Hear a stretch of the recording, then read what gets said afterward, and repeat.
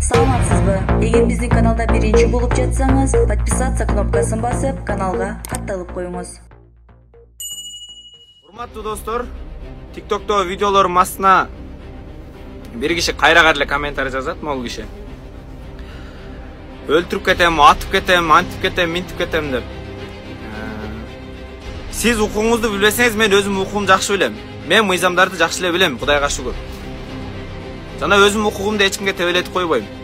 Эгерде дагы бир жолу атып кетем, анан союп кетем, анан минтип кетем деп алдымдан чыгып жолосо, кандайдыр бир коркут үркүтүп болуп, менин мыйзамдык укугумду тебелеп, моралдык укугумду тебелечи болсоңор, дагы бир жолу мен дагы мыйзамдын негизинде сиздерге тийиштүү органдарга кайрылам.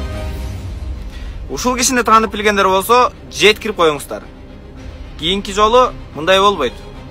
Ассаламу алейкум, урматтуу достор. Бүгүнкү кайрылуубуз Адахан Кимсанбаевичке болмокчу. Урматтуу Адахан Кимсанбаевич. Сиз айтып атасыз да, элдин алдына чыгуу агитацияда, мисалы мен сизге жаман оюм жок. Сизге суроодо айтып атасыз, протокол недействительный, бул протокол юридический жактан эч кандай керекке жарабайт депчи. Бирок бүгүн Тажикстандын өкмөтүнүн эксперти жазып чыкты, что аны Мадымаров бизге берген. Значит, бул биздики, тааныган биздики деп, силердики деп. Эми аны Жапаров менен Мадымаров өздөрү чечип алсын деп атат. Эми сизге суроодо, эгер сиз чынында эле ак болсоңуз, ал жерди бербеген болсоңуз, эгер Садыр Жапаров калп айткан болсо, анда эмне үчүн сиз азыркы убакка чейин Садыр Нуркожоевичти сотко бере албай атасыз? Эмне духуңуз жетпейби? Значит, бул чын да. Чын үчүн сиз эчтеке кыла албай жатасыз. Эгерде сиздин, мисалы, мен азыркы мыйзам жол берет, сен үстүңөн бирөө каралап тура эмес, жаман тура эмес калп информация айтса, сиз аны сотко берсеңиз болот. А сиздин үстүңүздөн, мисалы, ошондой болуп атса, анда сиз эмнеге айта алган жок? Садыр Нуркожоевич сизге айтып атат, мисалы, ушу протоколдун айынан ушундай ызчы болуп атат деп. Сиз айтып атасыз, элге чыгып алып актанып атасыз. Жок, сиз анда мыйзам чегинде кылыңыз да, өзүңүз мыйзам деп кыйкырып, өкүрүп, тилиңизден бал куюлган кишисиз. Тилиңиз кылган, сүйлөгөн сөзүңүз менен кылган ишиңиз дал келсин да анда. Ошону сүйлөп чыкпайсызбы? Мен сизге мындай суроо берип жатам.